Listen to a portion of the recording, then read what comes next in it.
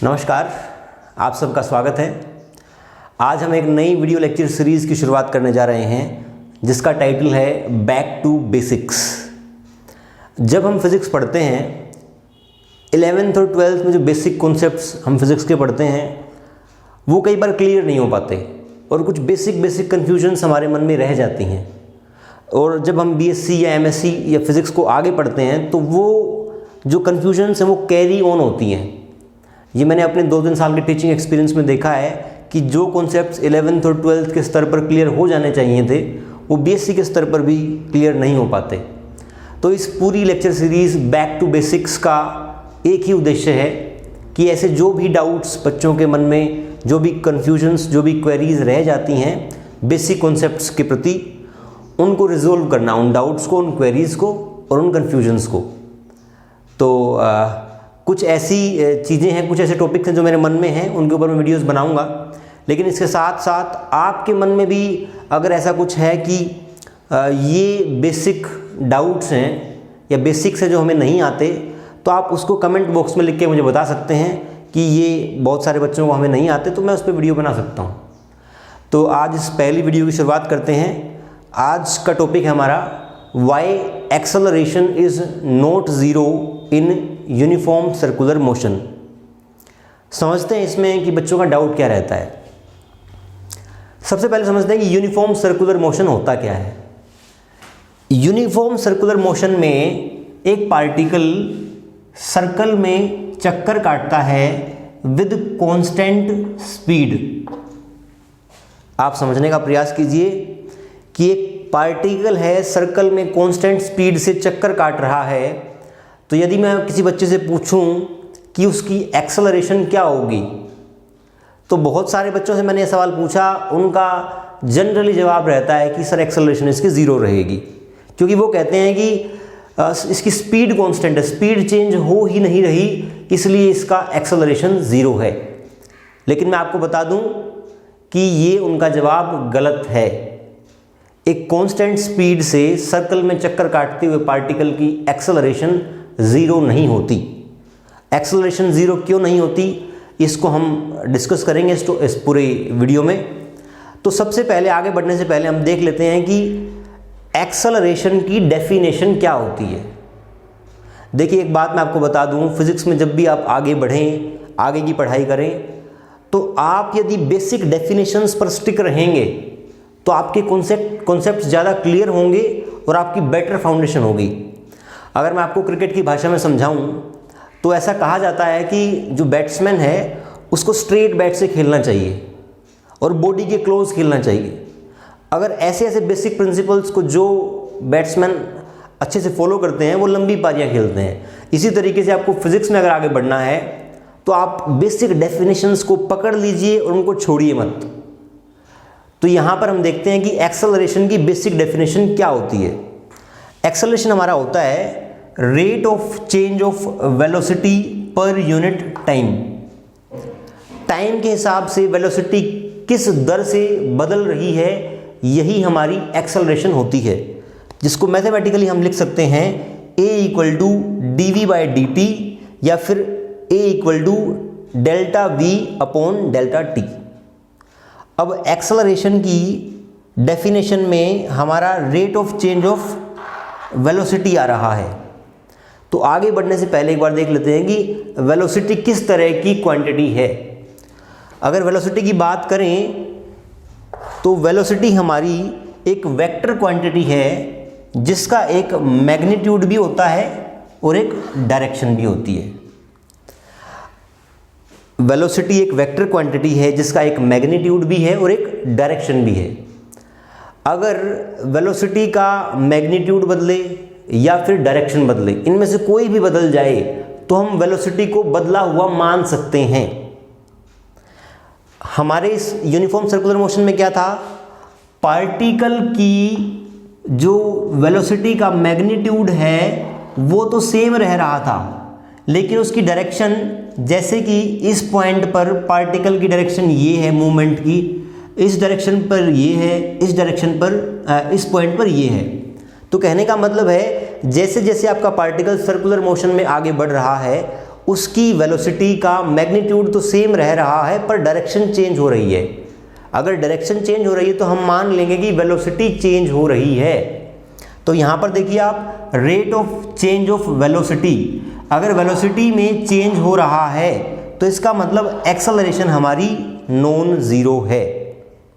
यह आपको क्लियर है कि यदि आपकी वेलोसिटी चेंज हो रही है तो आपकी एक्सेलरेशन नॉन ज़ीरो होगी। ये बात हमें क्लियर है। अब आगे बढ़ते हैं।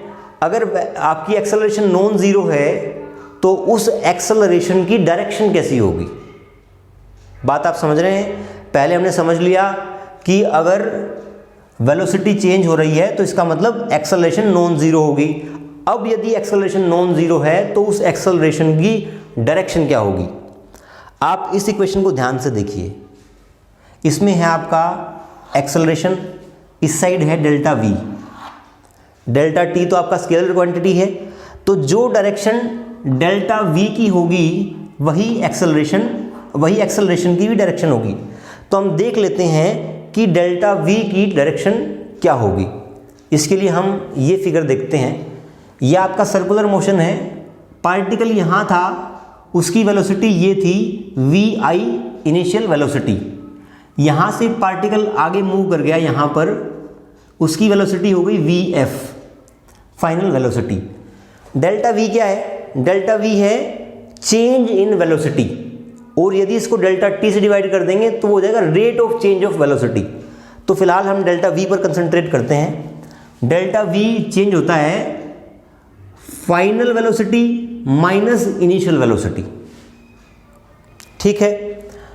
अब इसी टर्म को मैं हल्का सा मैनिपुलेट कर कर लिख रहा हूं। वी एफ वैसे का वैसा वी एफ है, यहाँ प्लस और माइनस वी आई। मैंने कुछ नहीं किया, डेल्टा वी को हल्का सा मैनिपुलेट करके V F plus minus of V I करके लिखा है। अब इसी को हम समझते हैं कि हमने क्या किया है। यहाँ पर दो वेक्टर्स हो गए, एक फाइनल वेलोसिटी, एक नेगेटिव ऑफ इनिशियल वेलोसिटी। अब आपको ऑलरेडी पता होगा कि दो वेक्टर्स को ऐड करने का क्या फॉर्मूला होता है। दो वेक्टर्स जब भी आपको ऐड करने हों तो आपको पैरेललोग्राम थ्योरम यूज़ करनी होती है। इसमें क्या होता है, मान लीजिए कि आपका वेक्टर ए है, आपका वेक्टर बी है। मुझे इन दोनों का एडिशन का पता करना है कि उसका मैग्नीट्यूड क्या होगा और उसकी डायरेक्शन क्या होगी। तो हम इसमें क्या करते हैं, ए वेक्टर के पैरेलल में एक लाइन ड्रॉ करते हैं, बी वेक्टर के पैरेलल में एक लाइन ड्रॉ करते हैं, और जो ये पैरेललोग्राम बना इसका डायगोनल जो भी डायरेक्शन देता है और जो भी मैग्नीट्यूड देता है, ये वेक्टर हमारा ए प्लस बी वेक्टर है। तो अब हम क्या करेंगे, हमें दो वेक्टर ऐड करने हैं, एक है हमारा वी एफ और दूसरा है माइनस वी आई। अब इन्हीं वी एफ और वी आई को मैं दोबारा से बना रहा हूं। वी एफ मेरा ये है, देखिए आप यहाँ पे ध्यान से, सेम डायरेक्शन है वी एफ की। यहाँ पे क्या है, माइनस वी आई। ये आपका वी आई था तो माइनस वी आई कुछ इस तरीके से हो जाएगा। इस माइनस वी आई को मैं उठाकर यहाँ रख रहा हूँ क्योंकि हमें इन दोनों का एडिशन करना है। वी एफ ये है और माइनस वी आई हमारा ये वाला वेक्टर हो गया, और इसकी डायरेक्शन वी आई के जस्ट अपोजिट है। वी आई की ऐसे थी तो इसकी नीचे की तरफ है। अब हमें इन दोनों वेक्टर्स को ऐड करना है, वी एफ को और माइनस वी आई को। क्या करेंगे, पैरेललोग्राम थ्योरम यूज़ करेंगे। इस वेक्टर के पैरेलल में एक लाइन ड्रॉ कर दी, इस वेक्टर के पैरेलल में एक लाइन ड्रॉ कर दी, ये पैरेललोग्राम बना। इसका जो डायगोनल है वो हमें इन दोनों वेक्टर्स के जो एडिशन करने के बाद वेक्टर मिला उसकी डायरेक्शन देता है। तो यहाँ पर जो ये वेक्टर बना, ये कैसे बना है, ये रेडियली इनवर्ड है, जो आपका सर्कल का सेंटर है उसकी तरफ डायरेक्टेड है। क्लियर है आपको? तो हम कुल मिला के ये कंक्लूड कर सकते हैं कि जब पार्टिकल एक कांस्टेंट स्पीड के साथ सर्कल में चक्कर काटता है तो उसकी एक्सेलरेशन नॉन जीरो है, और एक्सेलरेशन की डायरेक्शन जो है वो हर जिस भी पॉइंट पे हम एक्सेलरेशन निकालेंगे उस पॉइंट पे radially inward towards the centre of circle है। जैसे कि अगर पार्टिकल आपका यहाँ है तो आपकी एक्सेलरेशन ये होगी, पार्टिकल यहाँ है तो एक्सेलरेशन ये होगी, पार्टिकल यहाँ है तो ये एक्सेलरेशन ये होगी। हमने क्या निकाला, एक बार दोबारा से बताता हूँ। जो आपकी डेल्टा वी की डायरेक्शन होगी वही आपकी एक्सेलरेशन की भी डायरेक्शन होगी। अब डेल्टा वी के लिए मैंने क्या किया, वी एफ माइनस वी आई किया, माइनस वी आई को लिखा प्लस और ब्रैकेट के अंदर माइनस वी आई। इन दोनों वेक्टर्स को ऐड करना था। इन दोनों वेक्टर्स को ऐड करके जो मेरा वेक्टर आया, ये वेक्टर क्या है, ये डेल्टा वी है। अगर डेल्टा वी की डायरेक्शन सेंटर की तरफ है तो आपकी एक्सेलरेशन की डायरेक्शन भी सेंटर की तरफ होगी। आशा आपको ये क्लियर हो गया कि एक्सेलरेशन नॉन ज़ीरो है और डायरेक्शन सेंटर की तरफ है। अब इसको हम अगर एक्सपेरिमेंटली समझना चाहें कि हम जो रोज़मर्रा की ज़िंदगी है उसमें कैसे समझें कि एक सर्कल में चक्कर काटते हुए पार्टिकल की एक्सेलरेशन सेंटर की तरफ है, तो इसको समझने के लिए हम एक न्यूटन के सेकंड लॉ को एक बार थोड़ा सा डिस्कस करते हैं। न्यूटन का सेकंड लॉ बोलता है F external equal to rate of change of momentum या फिर मास इनटू एक्सेलरेशन। जो आपका एफ एक्सटर्नल होता है वो बराबर किसके होता है, rate of change of momentum बराबर है एम इंटू एक्सेलरेशन ए। अब यहाँ पर आप ध्यान से देखिए, जो डायरेक्शन आपकी एक्सेलरेशन की होगी वही डायरेक्शन आपकी एक्सटर्नल फोर्स की भी होगी। इस बात को ध्यान में रखकर अब हम एक एग्जाम्पल आपके साथ डिस्कस करते हैं।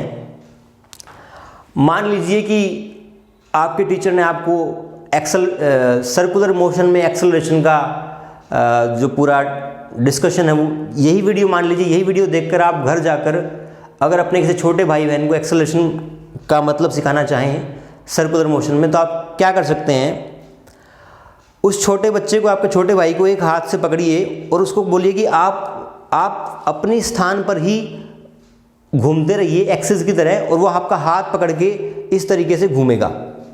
आप बात समझ गए।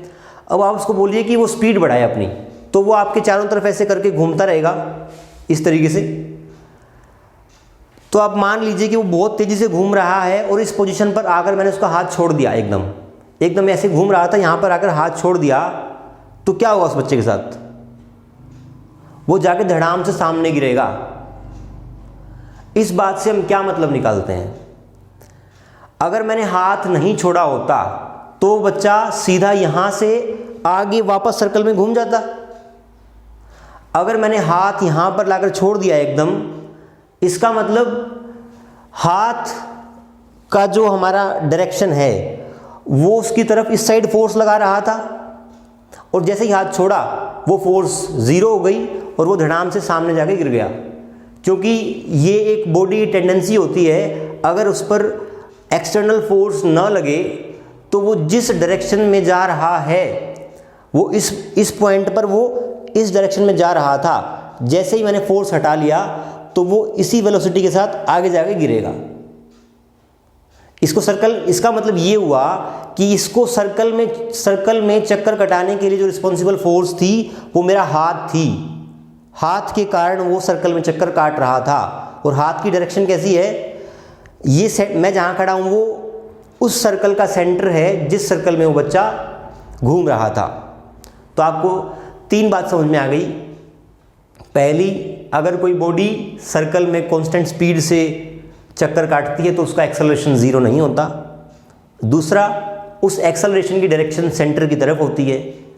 और तीसरा, फिर हमने एक रोज़मर्रा के जीवन का एक एग्जाम्पल देखा कि किस तरीके से एक्सेलरेशन को हम समझ सकते हैं। तो इस टॉपिक में इतना ही। अगर इससे संबंधित और टॉपिक्स हैं, जैसे कि आपकी वेलोसिटी और एंगुलर वेलोसिटी में एक रिलेशन होता है v = r⍵, वो कहाँ से आया, या फिर एक टॉपिक और हो सकता है सेंट्रीपिटल फोर्स का। सेंट्रीपिटल फोर्स क्या होती है और उसका फॉर्मूला mv²/r कहाँ से आया। अगर इस तरह के आपके डाउट्स हैं तो वो हम अलग से वीडियो बना के डिस्कस करेंगे। और इसके अलावा जो भी आपको कॉमन डाउट्स हैं वो आप कमेंट बॉक्स में बताइए। We will try to resolve all those doubts. Thank you very much.